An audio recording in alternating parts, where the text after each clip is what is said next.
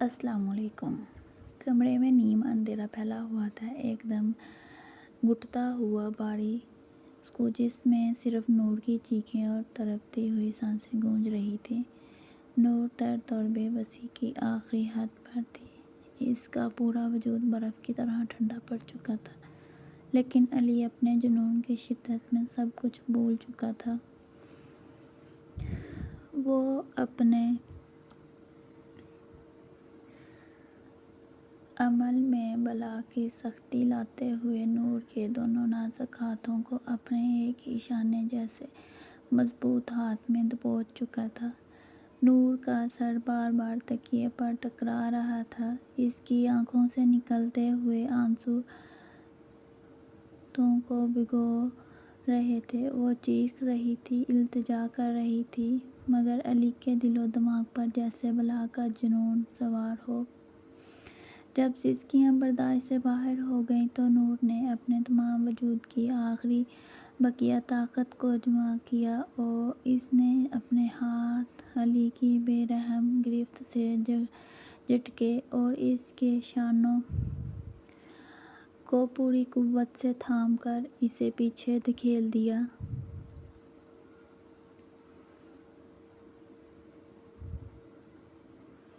وہ تڑپ کر بیڈ سے اتری اور کمرے کے سب سے تاریک کونے میں جا کر دیوار کے ساتھ پشت لگا کر بیٹھ گئی۔ اس نے اپنے دونوں ہاتھ اپنے سینے پر لپیٹ لیے۔ اس کا جسم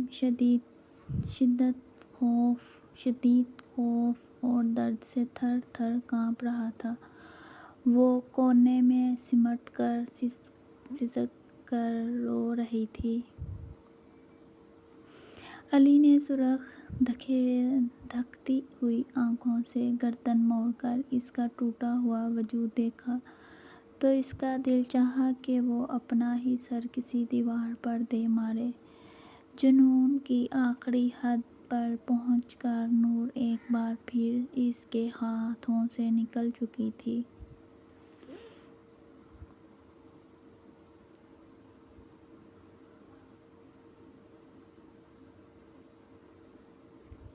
علی نے ضبط کی آخری حد پر پہنچ کر اپنی پوری قوت سے مکہ سامنے والی دیوار پر دے مارا۔ گہرے سانس لیتے ہوئے اس نے اپنی حالت سنبھالی، گاڑی کی چابی اٹھائی اور کمرے سے نکلنے لگا۔ جاتے جاتے اس نے ایک انتہائی سرد اور تلخ نگاہ نور پر ڈالی۔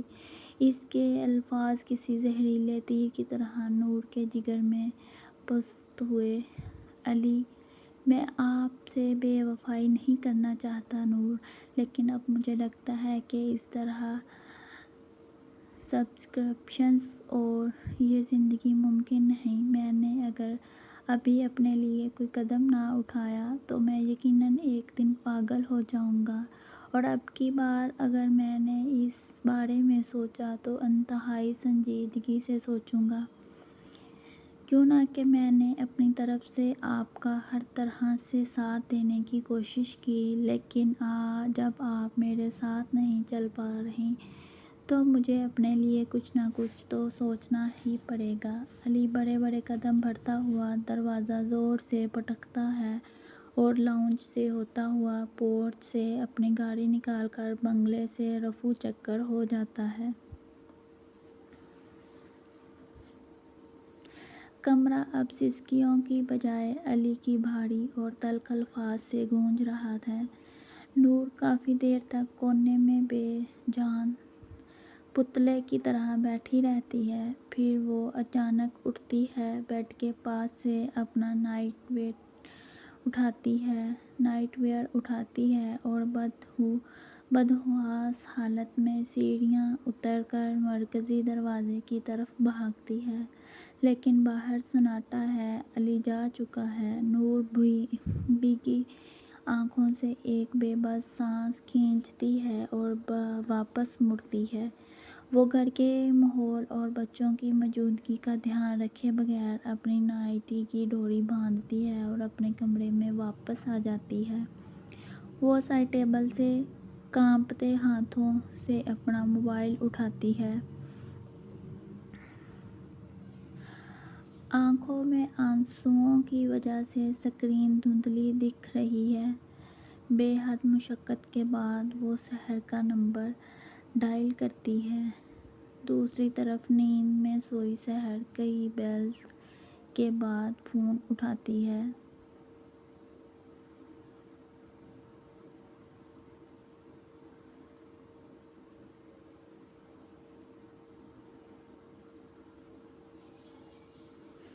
نور آنسوؤں کو پونچھتی ہوئے بدحواس انداز میں: سدرا، میری بات دھیان سے سنو۔ آج تم علی کی کوئی بھی کال نہیں اٹھاؤ گی۔ وہ تمہیں کال ضرور کرے گا لیکن تمہیں رسپانس نہیں دینا۔ اور سنو، اگر وہ تمہارے گھر تک بھی آ جائے تو تم دروازہ نہیں کھولو گی۔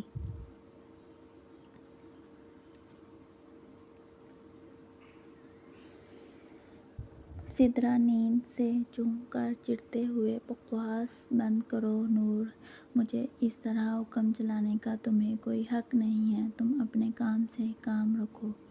نور سخت اور دھیمی دھمکی بھرے لہجے میں: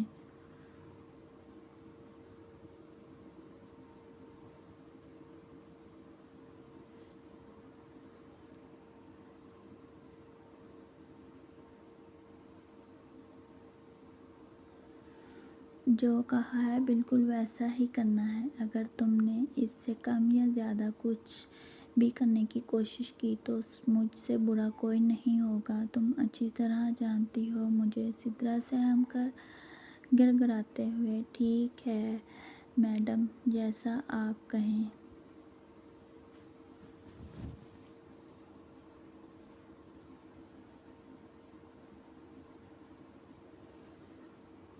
فون کاٹنے کے بعد نور خود علی کو کال ملاتی ہے لیکن علی فون ریجیکٹ کر دیتا ہے۔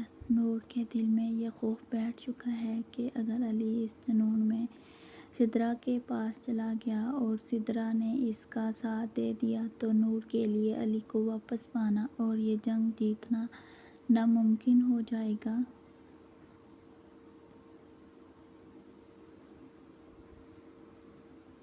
شہر سے دور سمندر کے کنارے بنی ایک ویران سڑک چاروں طرف گہرا اندھیرا اور ٹھنڈی ہواؤں کا راج ہے۔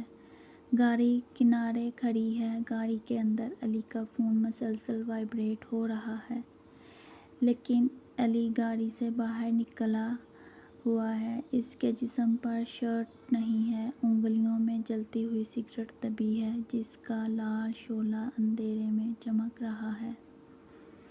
علی سگریٹ کے لمبے اور گہرے کش کھینچتا ہے اور دھواں ہوا کے سپرد کرتا ہے۔ اس کا دھیان کالی سمندری لہروں پر ہے جو ساحل سے ٹکرا کر لوٹ رہی ہیں۔ وہ چلنے لگتا ہے اور سڑک کنارے بنی ایک موٹی کناریوں کی دیوار پر جا بیٹھتا ہے۔ اس کے پیر نیچے زمین کی طرف لٹک رہے ہیں جہاں اٹھتی ہوئی لہریں اس کے پاؤں کو بھگو جاتی ہیں۔ علی سوچتا ہے کہ جب وہ گھر سے نکلا تھا تو اس کے سر پر سدرا کے گھر جانے کا بھوت سوار تھا لیکن آدھے راستے سے وہ لوٹ آیا کیوں نہ کہ یہ کسی مسئلے کا حل نہیں تھا۔ علی خود سے کڑواہٹ سے مسکراتے ہوئے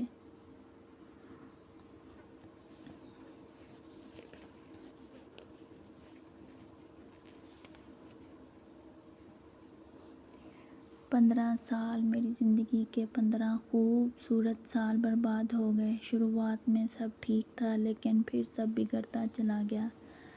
کب تک میں اس مایوسی اور تنہائی کو برداشت کروں گا؟ سب کو خوش رکھنا، سب کو محبت دینا، کیا یہ صرف میری ہی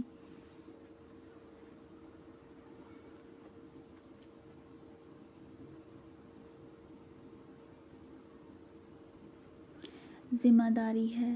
اس سب میں میرا اپنا وجود کہاں کھو گیا؟ میری ضرورتوں، میری عزت اور میری خوشیوں کی کسی کو کوئی پرواہ نہیں۔ وہ سگریٹ کو انگلیوں میں دبوچتا ہے پھر اس کے ہاتھ پیر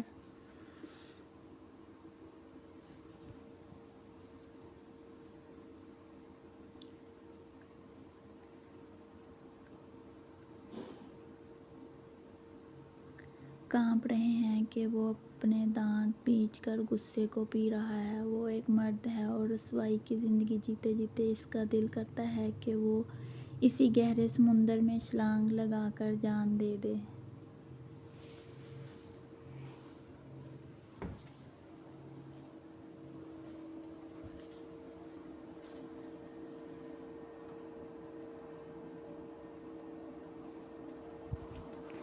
علی کو پچھتاوا ہوتا ہے کہ کاش اس نے اپنے ماں باپ کی بات مان لی ہوتی اور امریکہ نہ گیا ہوتا، نہ نور سے ملاقات ہوتی اور نہ یہ احسان تلے طبی زندگی ہوتی۔ اس نے کبھی نور کی دولت پر نظر نہیں رکھی تھی۔ اس نے ایمانداری سے مینیجر بن کر اس کے ہوٹل اور بزنس کو دن رات ایک کر کے بلندیوں پر پہنچایا۔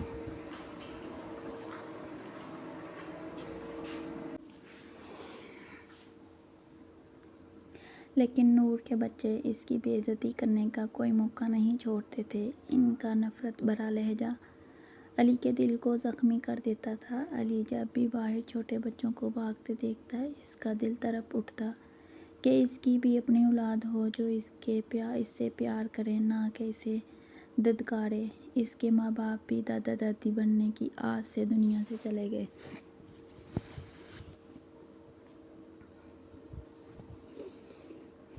علی چلا کر کڑوا ٹھکتا لگاتے ہوئے دوسری شادی، یہ نور اسے کبھی برداشت نہیں کرے گی۔ اور ویسے بھی مجھے جیسے 40 سال کے ڈھلتے ہوئے مرد کو اب کون محبت دے گا۔ اس کا دردناک ٹھٹکا سمندر کی خاموشی میں گونج اٹھا۔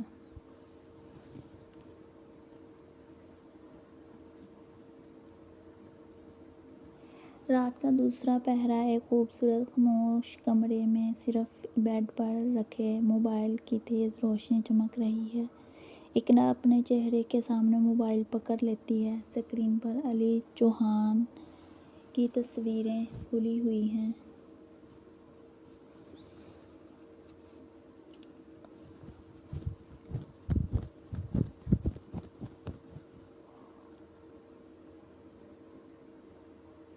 اقرا پر علی کا سحر پوری طرح حاوی ہو چکا ہے۔ اس نے یونیورسٹی سے آنے کے بعد بھی اپنے کپڑے نہیں بدلے۔ وہ بار بار اپنی ناک اپنے کندھے کے پاس لے جا کر اسے رگڑتی اور گہرا سانس لیتی ہے۔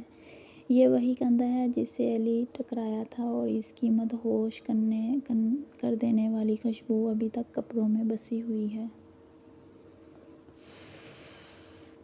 اقرا محسوس کرتی ہے کہ وہ بجھتے ہوئے چراغ جیسی ہے جس سے صرف علی نام کا دھواں نکل رہا ہے۔ اس نے ڈراموں میں پہلی نظر کی جنونی محبت کے بارے میں سنا تھا، لیکن آج جب وہ خود اس دور سے گزر رہی ہے تو اس کا دل بے قابو ہو رہا ہے۔